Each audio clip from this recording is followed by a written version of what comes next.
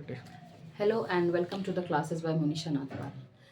Last day we had been doing the chapter Congruence. We had started with the chapter Congruence, and I had told you about congruence of the different kinds of figures like line segment, circle, squares, rectangles, angles. Today we are going to do congruence of triangles. It's a very important topic that has a huge application of mathematics in your grades, in different grades. Okay, so going by the definition that I told last day about congruence, that when are two figures or two shapes said to be congruent? Only when the two shapes have the same size as well as the same shape. Okay, say for an example, I told you about squares. The two squares should be congruent only if the sides of this square and the sides of this square are exactly the same, so that when I pick this and place it over here, I get a exact copy of the first one over the second. Means when I join them, both of them when put over each other, they will appear to be as one single shape. That is the superposition. When one is superposed on the other, they will appear to be as one single shape. So such kind of figures are said to be congruent figures. So going by that, today we are going to start about congruence of triangles. So when I say congruence of triangles, the very first thing we need is a triangle, another triangle. So this is triangle ABC, this is triangle PQR. Given to you that the three sides of this triangle and the three sides of this triangle are similar to or same. So if I raise this triangle and superpose it on the second triangle, or if I raise the second triangle and superpose it on the first triangle, you will see the resulting triangle appears to be one single triangle having the shapes of the two given triangles. That means they appear to be one single triangle. That is, the two triangles when put together in one place, superposed, they appear to be one single triangle. That is, all the sides of this triangle matches with the sides of this triangle. Side AB covers up side PQ, side AC covers side side PR, and BC covers side QR. So see, AB will fall on PQ, AC will fall on PR, BC will fall on QR.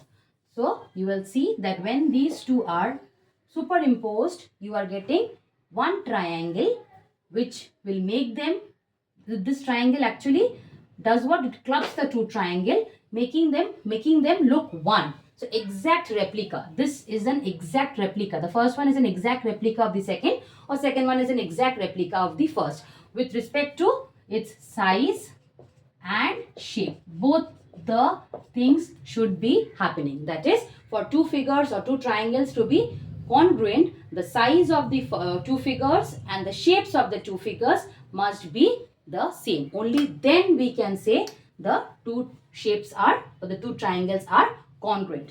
If I just take up only one, that is the shape part. Shape part, what does it mean? Suppose I have a triangle with 30 centimeter, with 60 centimeter. Say this is 40 centimeter and this is 80 centimeter, sorry, 60 degree, 40 degree and 80 degree. And the other one I take with a little longer measure of its arms with 60 degree, 40 degree and 80 degree. Now you imagine, see, the angles are same in both the cases. What is different? The sizes of the sides.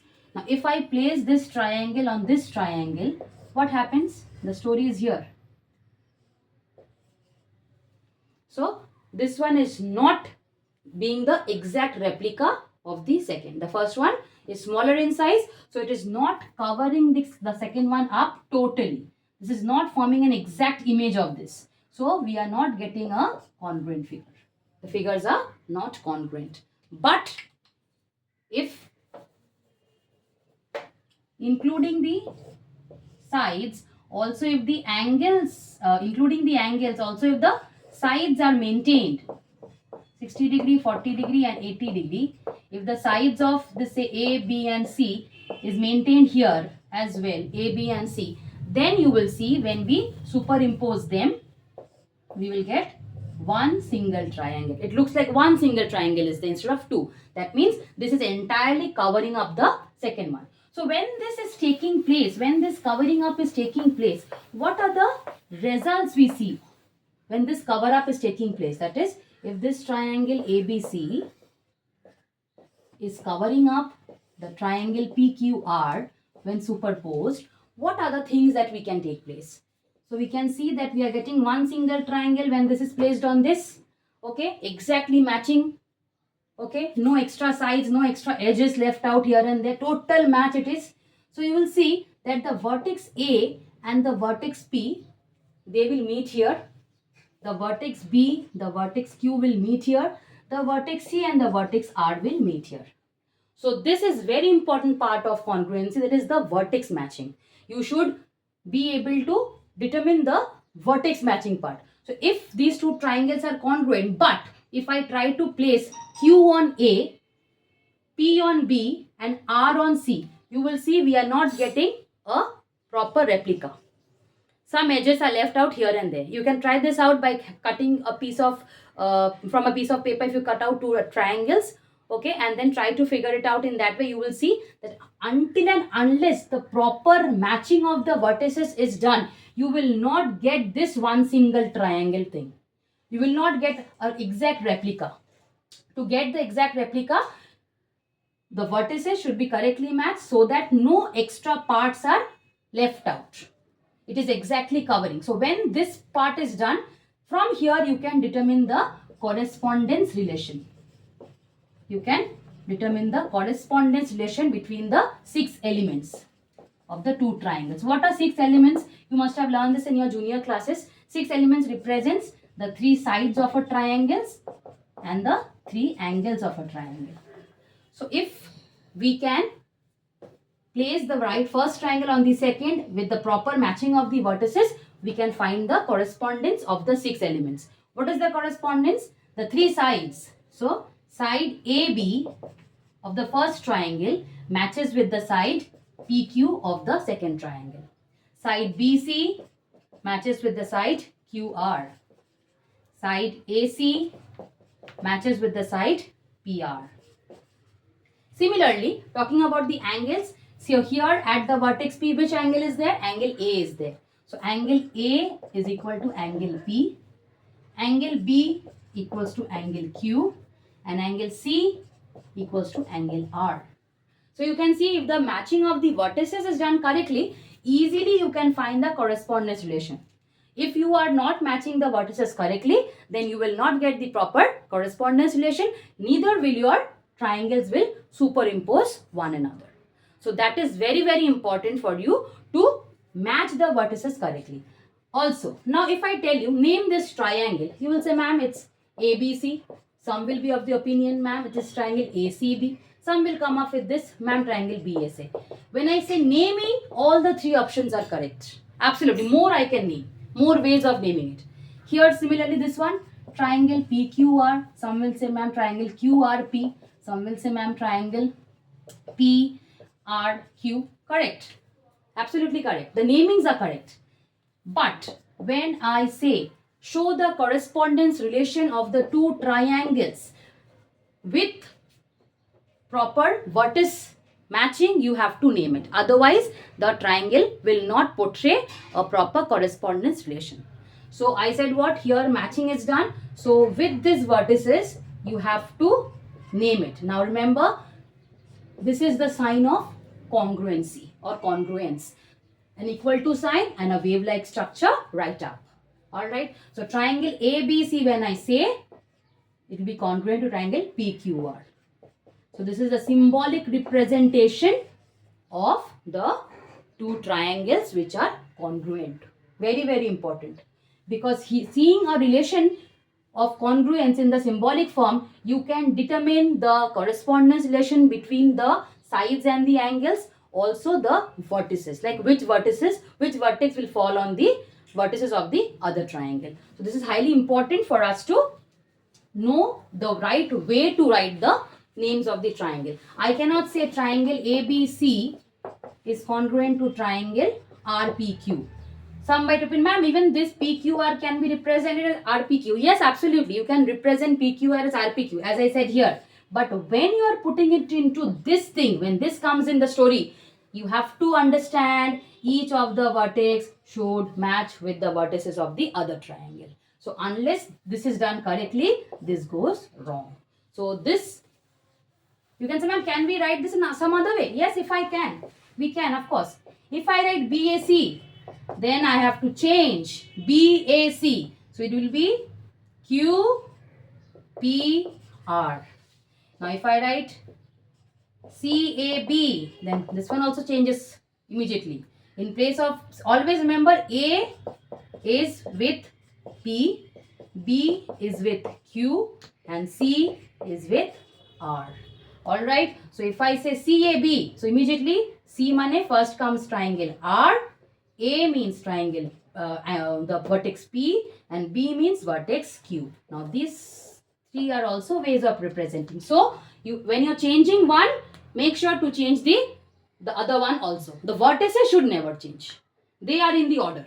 You cannot change the vertices. Once you change the vertices, your corresponding relation breaks. So that is very important.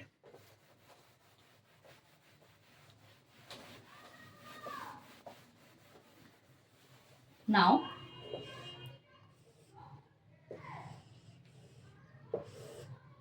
see here, this is ABC, this is PQR.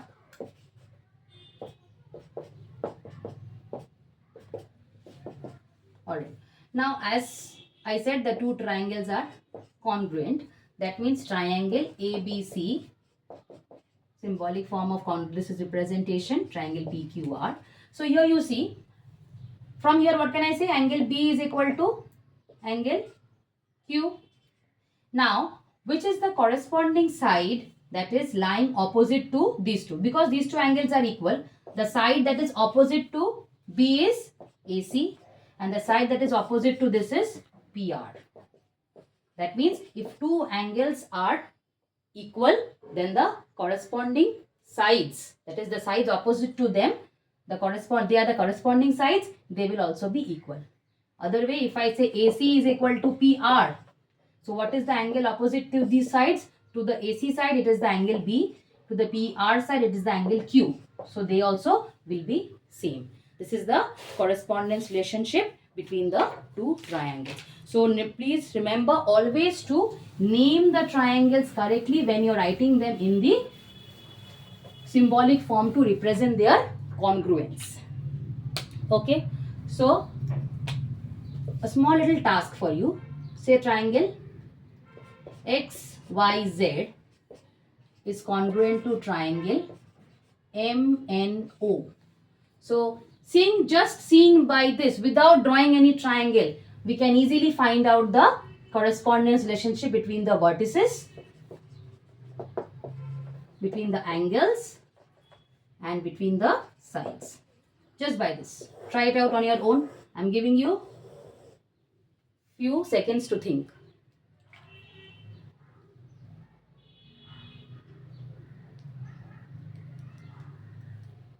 Here we go. So vertex X will be equal to M, or let's say not equal, matching with M. Vertex Y with N and vertex Z with O. This is the story of the vertices. Means if I imagine a triangle XYZ and imagine a triangle MNO, when I place MNO on XYZ or XYZ on MNO, these vertices will fall on each other. X will fall on M, Y will fall on N, Z will fall on O. What about the angles? Angle X will be equal to angle M. So see, because these vertices are same, so the angles at these vertices will also be same. So angle Y is equal to angle N and angle Z is equal to angle O. Talking about the sides, now go by pair. XY, go by pair. MN. Next, YZ, NO. Third, we can say XZ, MO. Alright, so you see, just by seeing the symbolic representation of the two triangles of congruence, we can tell the relationship between the vertices, the angles and the sides. So this is a basic outline about congruence of the triangles. So remember, when we talk about congruence of two triangles, the very first thing that one should do is the vertex matching. Once that is done, automatically the 6 other parts or the elements of the triangles you can easily find out. If that matching is done correctly, your work becomes very easy then. And also, the rightly naming the triangle, the order has to be mentioned properly. When you are putting the sign congruence in between, so remember this and this, they should follow the right order. If anything changes in one triangle, then the corresponding relation no longer holds. And there you make a major mistake in finding out the vertices matching, the angle matching and the side matching. So be very careful when you're naming it. Alright. Second thing is that once naming is done, also remember that the sides which you are writing, when the triangles are given to you, the two triangles whose sides and whose angles are given to you, if you have to establish the congruence relationship, then we have certain conditions. So the two triangles, those conditions we will learn in the next lesson, in the next videos. So for establishing the congruence, we have to make sure the 3 angles and the 3 sides of both the triangles should be equal to each other. Only equal of the angles which will not give you equality of the or congruence of the two triangles. It has to be the angles as well as the sides. Alright. Now we'll come up with this in the next videos. More about them, some criteria for congruency. What are the criteria we must see for congruency? Those will come up with the next video. But before going to my next video, I would request each and every one of you to recap today's video thoroughly so that the nitty-gritties of congruence in the very beginning itself is clear, so that when I go to the next topics, the advanced topics, those become very clear to you easily. You don't have to think about how this is happening, because once this video is clear, the upcoming videos will also become very, very clear to you. Alright, so see you in my next class. Hope you'll go through this, and also remember to like, to subscribe the channel. In order to start loving maths, you have to love my channel. Okay? And comment your doubts, your questions. I would love to respond to each and every student of mine. Thank you so much.